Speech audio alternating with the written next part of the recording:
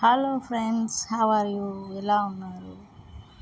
దోశలోకి రొటీన్గా పల్లీ చట్నీ అయితే రొటీన్ అవుతుందని ఈసారి దోశలోకి ఎల్లిపాయ, ఆనియన్స్, కారము, నూనె, ఉప్పు తీసుకున్నాను.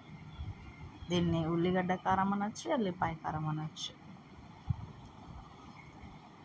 అందులో నలిమేసి ఎల్లిపాయలు వేసాను, ఆనియన్స్ వేసాను, వేసి కలిపేసాను. టేస్ట్ చాలా బాగుంటుంది. ఇలా ఒకసారి మీరు ట్రై చేయండి. ప్రతిసారి పల్లీ చట్నీ అంటే రొటీన్ అవుతుంది. ఇలా తింటే బాగుంటుంది. జలుబు కూడా పోతుంది. జలుబు, కాఫ్, కోల్డ్ ఉన్నా తగ్గిపోతుంది. ఒకసారి మీరు ఇలా చేసి టేస్ట్ చేయండి, చాలా బాగుంటుంది.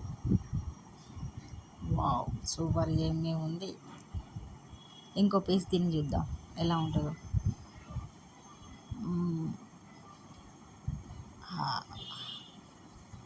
ఆహా, సూపర్ ఉంది. ట్రై చేయండి మీరు ఇంట్లో.